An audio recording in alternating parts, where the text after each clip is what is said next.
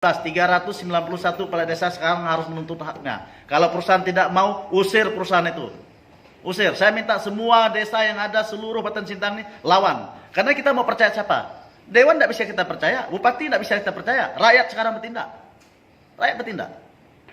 Karena mereka sekarang sudah menjadi penjahat di sini, bukan lagi membangun kita. Kasih sudah membuat suatu peraturan, ya, pemerintah daerah.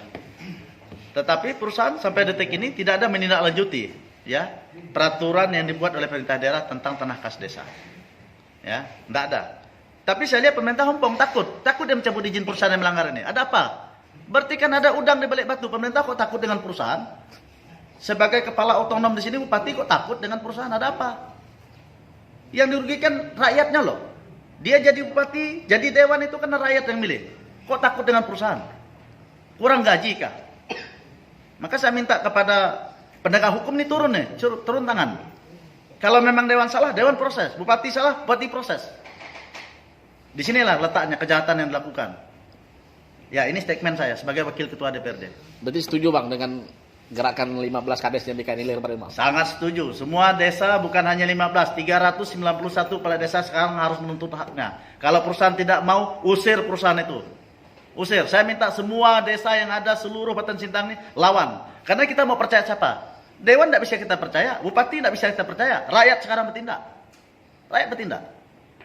Karena mereka sekarang sudah menjadi penjahat di sini, bukan lagi membangun kita.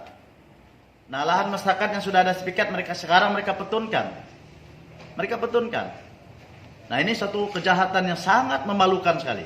Betapa rakusnya mereka ingin menguasai tanah, air, masyarakat yang ada di daerah perbatasan. Nah, ini satu penjajahan yang luar biasa. Maka saya minta kepada penegak hukum, kepada para hakim dimanapun berada, ya, kita sama-sama, ya, sekali saya sampaikan bahwa para hakim dimanapun berada digaji oleh rakyat, bukan digaji oleh perusahaan.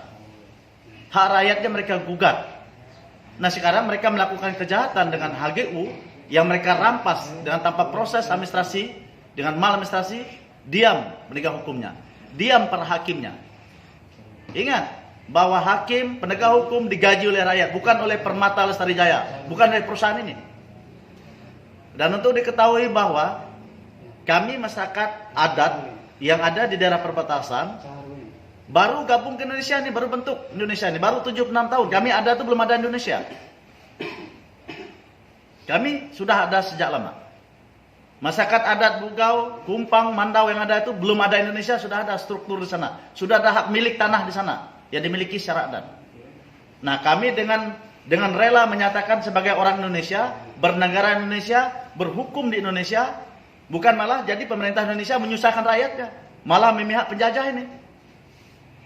Jadi saya minta tolong kepada penegak hukum, proses perusahaan ini, penjahat ini, Permata Lestari Jaya ini, karena mereka sudah melakukan kejahatan terstruktur melibatkan oknum-oknum pemerintah, mulai dari bupati sampai semua pejabatnya, dengan izin yang terbitkan. Bayangkan menerbitkan izin hanya untuk supaya perusahaan mendapatkan izin lokasi.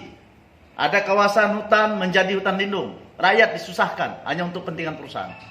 Jadi saya minta KPK turun tangan atas izin bupati ini. KPK harus turun tangan, Kapolda harus turun tangan, Kapolri harus turun tangan. Kalau memang anda ini sebagai abdi negara.